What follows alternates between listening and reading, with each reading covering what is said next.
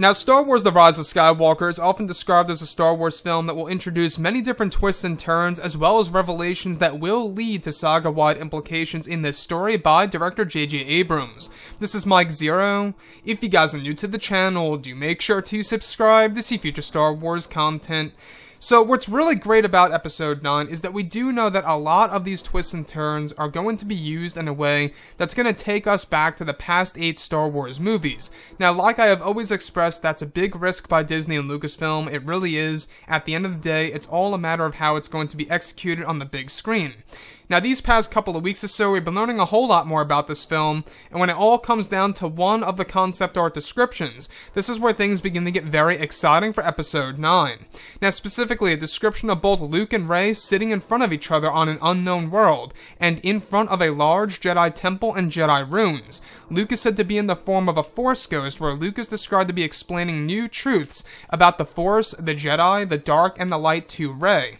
The next goes over Rey asking questions to Luke, where he provides all the answers he can, where eventually it's described that Luke explains to Rey that during his time on Ahch-To, he also felt a dark entity reaching out to him, and that it was trying to get inside of his head for answers. It's described that it was one of the reasons he closed himself off from the Force. Additionally, Luke unveils to Rey that this entity is what caused Luke to tap into temptation and curiosity of how the dark side works, and that it was the main reason Luke experimented with the dark side of the Force on Ahch-To in the Mirror Cave.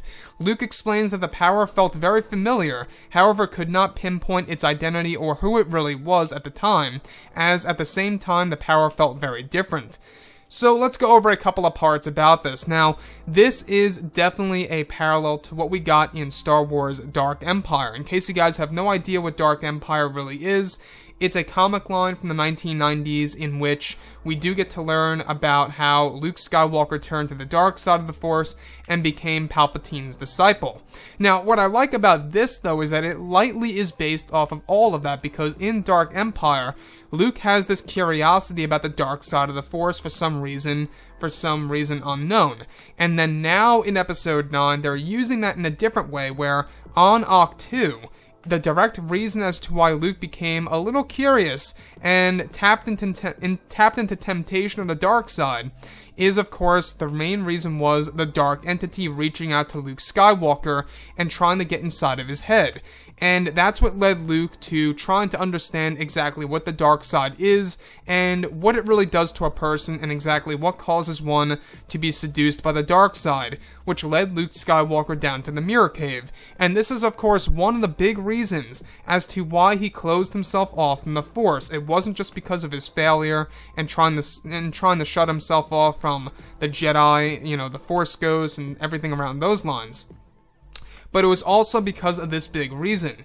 Now, what really is intriguing to me is that this entity is said to be very familiar to Luke, a big indicator that this was Palpatine all along.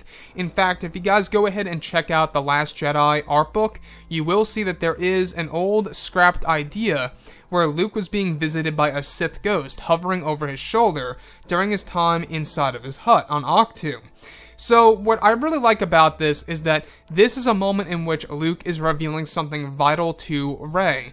That this entity that Rey also feels is something that he also felt on Ahch-To, not just because of the Mirror Cave, but because of this entity reaching out to Luke Skywalker and causing himself to close himself off from the Force itself. So that's a lot by J.J. Abrams. We do know that J.J. is very ambitious, he's very goal-driven when it comes to this movie, and he's really trying to interconnect The Rise of Skywalker to The Last Jedi and The Force Awakens in ways that fans would have never expected. So Luke Skywalker experimenting with the dark side of the Force and kind of just trying to understand exactly what the dark side really is at its heart. And that's exactly why Luke Skywalker, or at least one of the reasons as to why Luke closed himself off from the Force. So it's a very interesting story by JJ. It really seems like he's trying to tap into more around the lines of the backstory of Luke after the events of Return of the Jedi and what Luke went through during his solitude and isolation on the planet of Ahch-To and the location of the First Jedi Temple. Now, we do know that Palpatine is going to be a central piece of the story. He's going to be a big focus of Episode 9. And that's another thing to look forward to, is that Palpatine is back for this movie. Ian McDiarmid himself, the guy who played him in the prequels and the originals, is in fact back for the sequel trilogy. So that's another thing to look forward to. So all these different revelations and these different plot twists and turns, I think, are really going to be a great thing for Episode 9 because, well, at the end of the day, it's going to make us view The Force Awakens and The Last Jedi in a different light, and that could very well be a healthy thing for the sequel trilogy. We'll have to wait and see exactly how it's all going to resonate with the fans around the world. So anyways, guys, drop a comment below. Let me know what you think about all of this in the comments. And if you guys did enjoy the content for today, do make sure to drop a thumbs up on this video to support the channel. I thank you all so very much for the kind support, and I'll catch you guys next time.